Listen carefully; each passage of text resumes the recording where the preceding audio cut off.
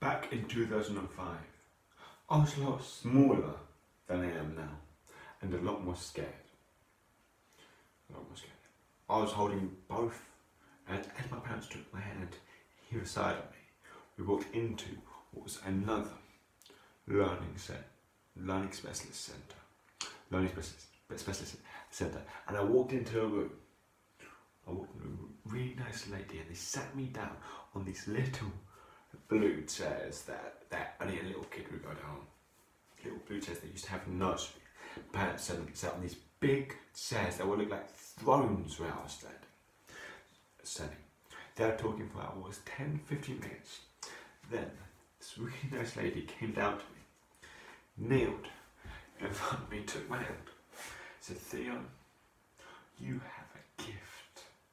You have dyslexia. You're the smartest people in the world have dyslexia, like Albert Einstein. He's the smartest man in the world." She said that with tears going down her face. And then when I heard those words, my mouth just smiled from ear to ear. Good evening, Mr. President, Madam Toastmaster, fellow Toastmasters, and most welcome guests. Evidence have been shown of the beginnings of the understanding of dyslexia in the late 19th century.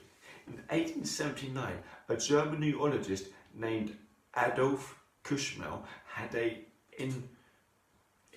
interest in adults with reading problems and neurological impairment. He noticed that several of his patients could not read properly and regularly missed out words. He made up the term word blindness to describe their difficulties. In 1887, a German ophthalmologist, Rudolf Berlin, came up with dyslexia in place of the word blindness, because dyslexia in Greek means difficulty with words. The first case of dyslexia was reported by Pringle Morgan, an aptly crisp packet named in British Medical Journal on the 7th of November 1896. Pringle Morgan speculated that the difficulties with reading and writing were because of cognital word blindness. For many years, the view was that dyslexia was caused by visual processing disorders. In 1925, an American neurologist, Dr. Samuel T.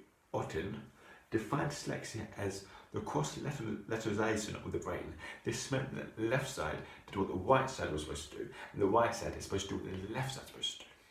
He later found out and discovered this was not truly the case. Then he came up with the theory of mixed hemispherical dominance. That meant that the right side sometimes did what the left side was supposed to do, and the left side sometimes did what the right side was supposed to do. To this day, there are more than 70 different types of learning disability, more than 70 different types of dyslexia. In the UK, at least 1 in every 10 people are dyslexic, and over 2 million people in the UK are dyslexic, and they go undiagnosed with it and do not know they are.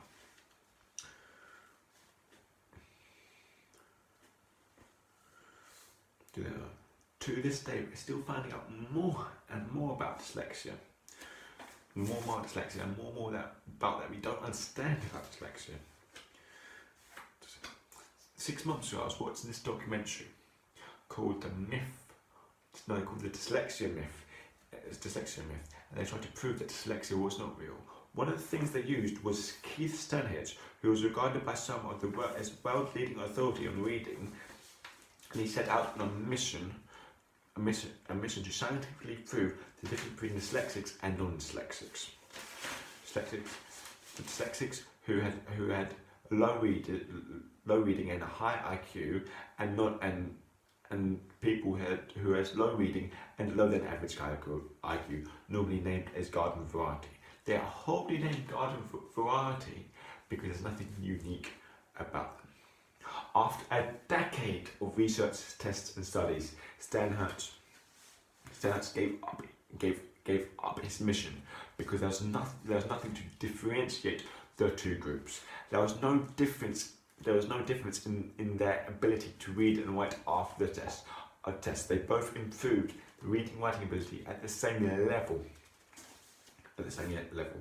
But yet only one group had the support they needed because of a statement that said dyslexia.